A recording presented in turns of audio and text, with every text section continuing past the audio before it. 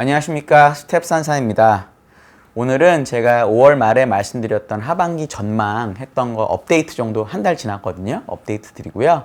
그리고 이제 7월에는 좀 시장이 어떻게 될 것 같은지 이 두 가지에 대해서 얘기를 드릴 거예요. 특히 어떤 방향으로 이야기를 할 거냐면, 저는 주가는 결국 이익이 결정을 하는데, 이익 중에서도 상대적인 이익과 이익의 변화율이 결정한다고 보거든요. 그래서 업종 간에 어떤 업종의 이익의 변화율이 클 거며, 그리고 앞으로 흐름은 어떨지를 이야기할 거예요. 그리고 이제 저희 김일구 상무님이 이미 말씀 많이 하셨지만, 저는 이제 주식, 미국 주식 또는 회사의 FOMC가 미쳤던 영향, 금리의 방향, 이거에 대해서 이야기를 좀 하도록 하겠습니다. 첫 번째는 이익에 대한 건데요.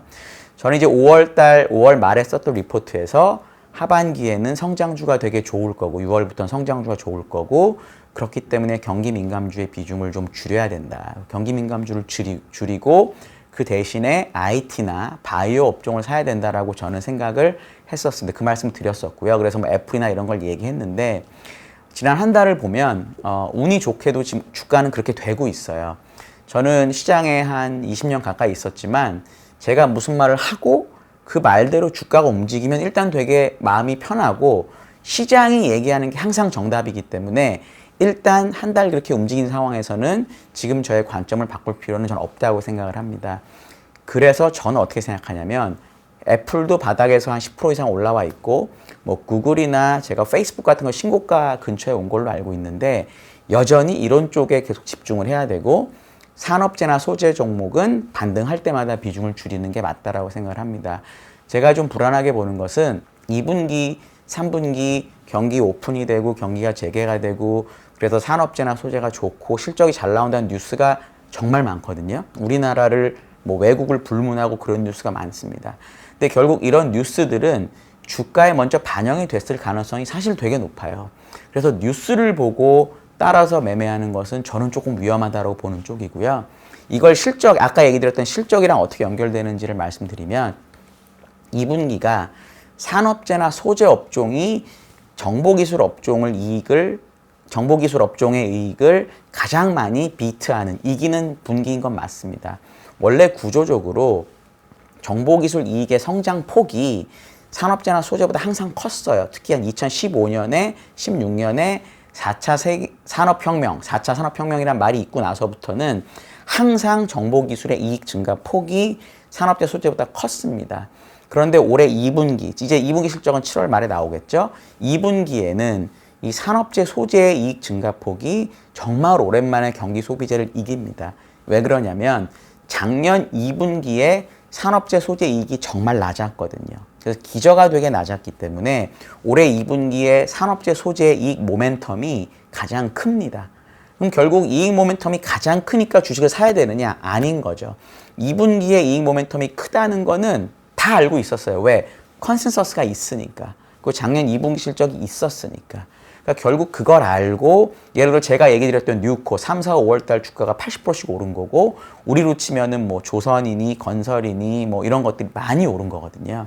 그러니까 저는 이 2분기 어닝 피크라는 게 주가에 반영이 됐다라고 봐요. 그럼 중요한 건 3분기하고 4분기의 움직임인데, 저는 3분기하고 4분기에는 다시 정보기술 업종의 이익 증가 폭이 경기 민감주를 이길 거로 봅니다.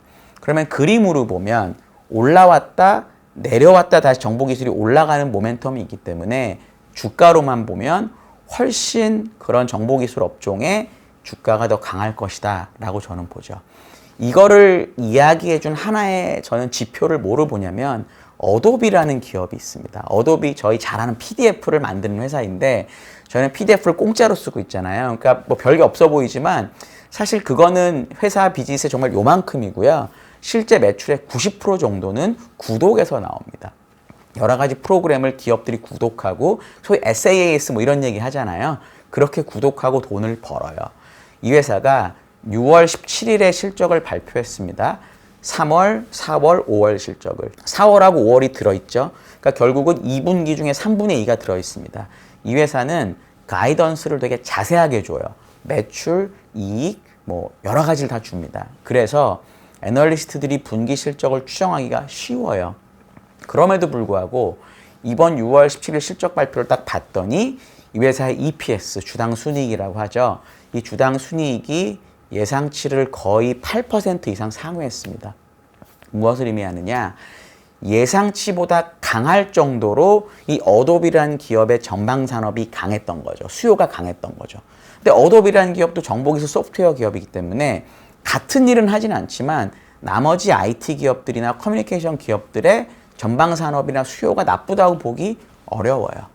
그렇기 때문에 어도비 실적이 잘 나면 일반적으로 다른 정보기술 기업들, 커뮤니케이션 기업들, 소프트웨어 기업들의 실적도 좋게 나오는 거죠. 역사적으로 데이터를 그려봐도 R스퀘어가 상당히 높게 나오는 데이터가 있습니다. 여기서 근데 중요한 건 주식은 알려진 건 반영한다고 그랬잖아요.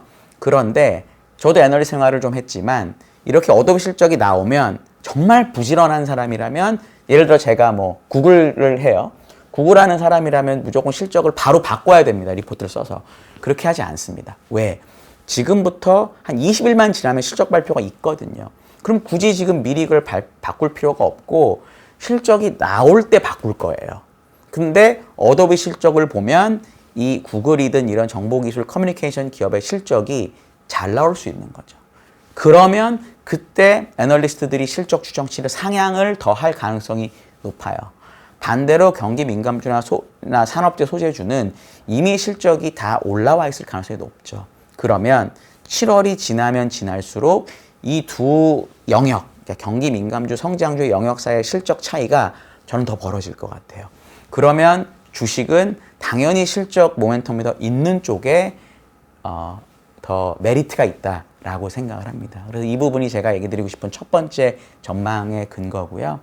두 번째 이제 FOMC 얘기를 조금 드리고 싶습니다. 이거는 자세한 얘기는 제가 잘 모르고 그냥 금리 움직임과 업종과 연결을 시키려고 하는데요. 이번 FOMC에서 어떤 일이 있었냐? 되게 매파적으로 얘기를 했다라고 평가를 하시고요. 전문가들이. 저는 전문가는 아닙니다.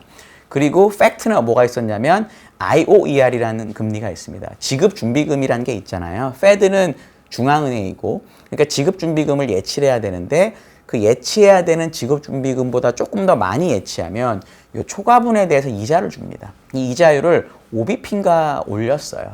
그러니까 전 세계에서 신용도가 가장 좋은 은행이죠. 페드. 그 누구도 거기를 이길 수 없잖아요. 거기서 단기금리를 결국 5bp를 올린 셈이 됐습니다. 그러다 보니까 어떤 일이 벌어지냐면 바로 시장, 미국 시장의 단기금리가 5bp, 10bp 빡 떠버려요. 바로 뜹니다. 이거는 너무나 당연해요. 경쟁하려면 저도 그만큼 이자를 줘야 되죠. 근데 웃긴 건 누구나 매파적이라고 판단을 했는데 장기금리는 빠집니다. 희한하죠. 저는 어떻게 해석하냐면 투자자들이 FOMC 이전에 이미 채권을 미리 팔아가지고 왜냐하면 FOMC가 매파적일 것 같고 금리가 오를 것 같으니까 미리 채권을 팔아서 대비를 하고 있었던 거죠. 포트폴리오 안에 채권 비중이 되게 많이 떨어져 있었던 거죠. 그러니까 이벤트가 끝나는 순간 그동안 자기가 했던 트레이딩을 돌려야 됩니다. 그러니까 원상 복귀를 시키는 과정에서 오히려 금리가 저는 떨어졌다라고 보죠. 그랬기 때문에 단기는 뜨고 장기는 줄었기 때문에 장단기 금리 차이가 축소가 됐습니다. 그래서 저는 이걸 어떻게 제 의견하고 연결시키냐면 제가 작년 10월에 이제 금융 리포트를 썼고 유튜브는 아마 1월 초에 찍었던 것 같아요. 기본적으로 은행업종 주가가 제일 엄청 좋았고 상대적으로 좋았고 그리고 제가 경기 민감주에서 마지막까지 그래도 놓지 않았던 게 금융주인데 제가 이 FOMC 끝나고의 금리 움직임을 보면서 제가 이제 월보를 내고 이 리포트를 내면서 뭘 썼냐면 이제 경기 민감주 중에서도 금융도 저는 좀 줄이는 게 맞겠다. 금융이 고점 대비 10% 빠졌다가 다시 2, 3% 반등을 현재까지 한 상황입니다. 그래서 만약에 다시 반등하는 그림이 오면 금융주도 줄일 필요가 있겠다라고 저는 생각을 합니다. 그래서 기본적으로 성장주, 우리가 얘기하는 정보기술, 바이오에 조금 더 초점을 맞추셔야 되고요. 종목은 당연히 저는 애플이 아직도 10%좀 올랐지만 여전히 좋아 보이고요. 정말 만약에 나는 좀 균형 잡힌 포트가 필요하다. 질문도 있었고요. 저는 당연하다고 생각합니다. 그래서 가치주, 그러니까 조금 밸류에이션이 낮고 안정적으로 배당을 주는 이런 종목이 필요하다고 하시면 저는 이거는 방산업종으로 가는 게 맞다라고 봐요. 방산 중에 제가 말씀드렸던 L3 해리스라는 종목 여전히 좋게 보고요. 이 회사는 우주까지 엮여 있기 때문에 정말 만약에 미국에서 5G, 브로드밴드 뭐 이런 투자가 정말로 터지고 이제 다시 성장주 쪽에 관심이 많이 커지면 저는 이것도 옵션이라고 생각을 하고 있어서 만약에 나는 가치주가 꼭 필요하다 이러면 방산 중에서 L3 해리스를 가져가는 게 좋을 것 같다라고 생각하고 있습니다. 여기까지 말씀드리고요. 질문 있으시면 댓글 달아주십시오. 감사합니다.